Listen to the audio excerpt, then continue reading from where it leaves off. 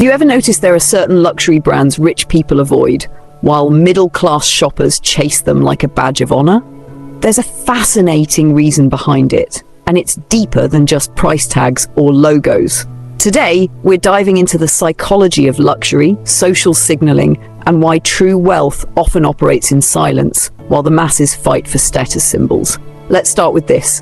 Luxury was never created for the masses. It was built for the discreet elite, for people who didn't need to prove they belonged because their presence spoke for them. But somewhere along the way, certain brands became so commercially successful, so instantly recognizable, that they lost their exclusivity and became what the ultra-rich call entry-level luxury. Think about it.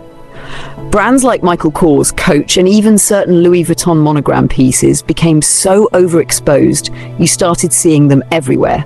Malls, airports, Instagram influencers, discount outlets. And when a brand becomes too accessible, it loses its power within the circles of old money and new ultra wealth. This is where the concept of social signaling comes in. In psychology, humans instinctively use visual cues to signal their status to others. The middle class often gravitates towards overt luxury, big logos, recognizable items, and viral products because they offer instant social validation. It's a way to say I've made it without having to explain it. But the truly wealthy, they lean into stealth wealth. Quiet luxury, pieces without logos from heritage ateliers, bespoke tailoring, and niche high jewelry houses you've probably never heard of. Because for them, status isn't shouted, it's understood. And this is why certain luxury brands, while still expensive, fall off the radar for the ultra wealthy the moment they become too popular. It's not about the price tag anymore, it's about the audience the brand is speaking to.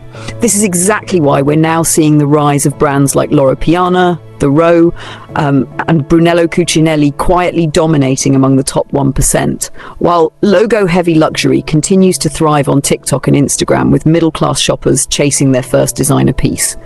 There's a name for this too: aspirational consumerism.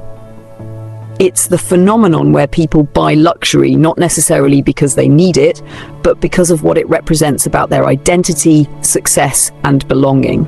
And it's why brands strategically price entry items like belts, card holders, and perfumes, because it gets you into the club without the six-figure bank account.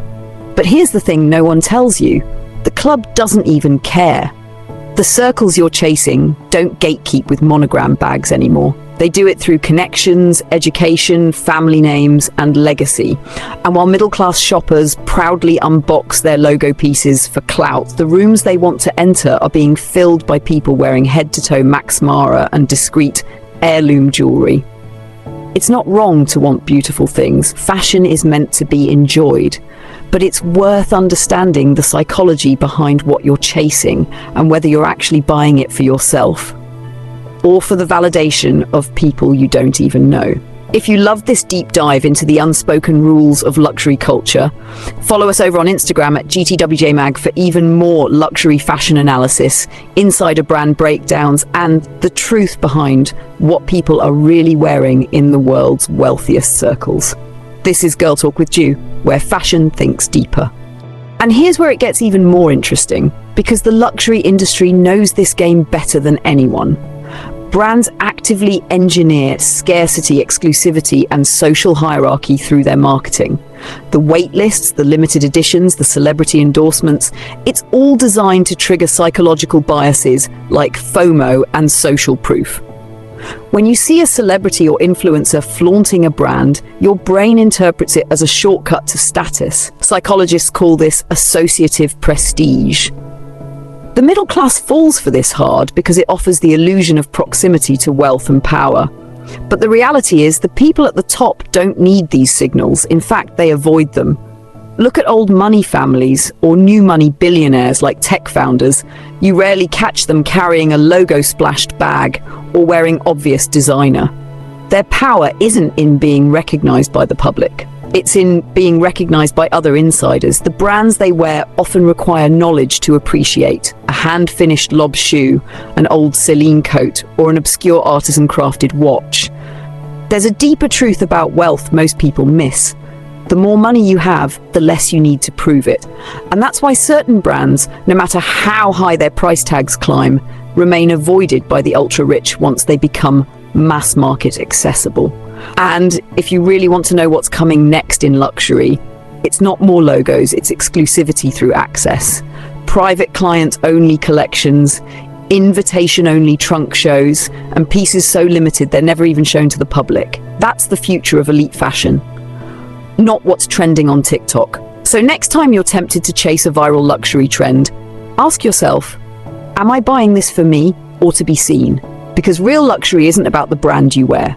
It's about the story you're quietly telling. If you're obsessed with the psychology of luxury, fashion culture, and the truth behind what really happens in the industry, follow GJ Mag on Instagram. We're peeling back the layers the fashion world doesn't want you to see. And don't forget to subscribe, because on Girl Talk with Ju, we don't just talk trends, we talk what those trends really mean.